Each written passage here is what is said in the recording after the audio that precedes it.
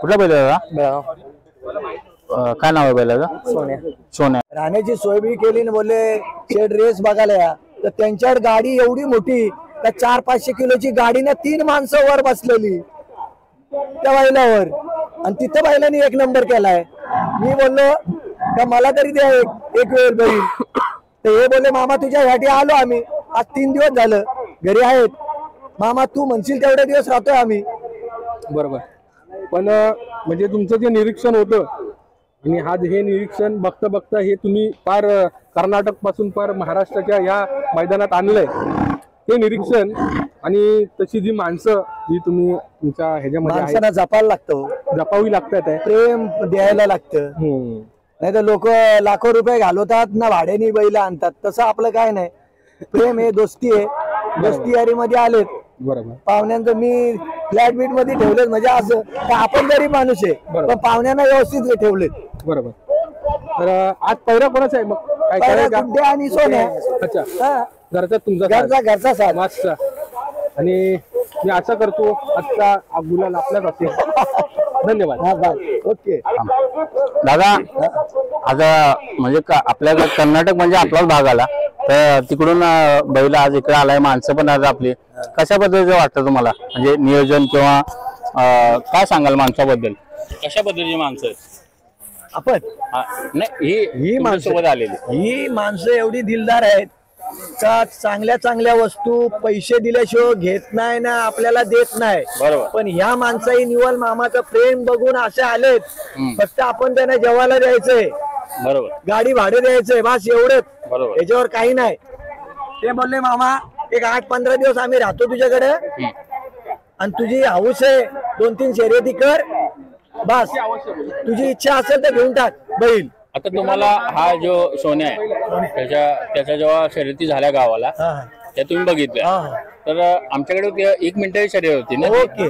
कारण की आमच्याकडे त्या 1 मिनिटाच्या शर्यती होतात, 2 माणसं त्यामध्ये असतात, वाळूची पोती असतात, बरोबर, आणि 1 मिनिटावरती शर्यत होते.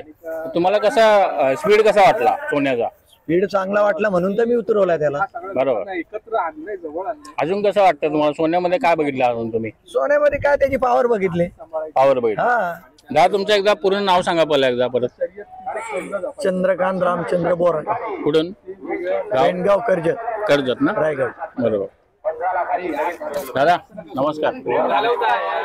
दादा कसं वाटतंय मुंबईत येऊन? चांगलं वाटतं ना? तुम्हाला कसं वाटला? मला बी चांगलं वाटलंय.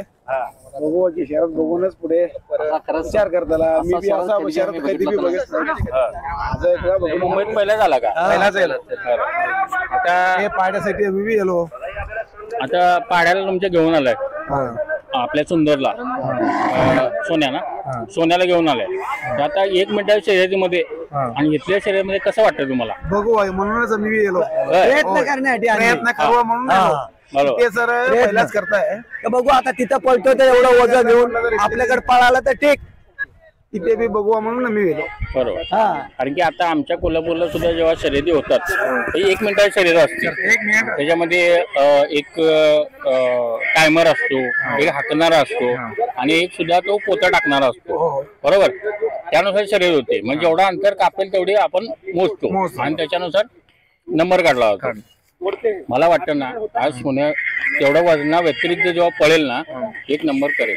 मला माझं प्रकाशाने सोन्या आपला नंबर करेल. आणि शेठ तुम्हाला सुद्धा खूप खूप शुभेच्छा.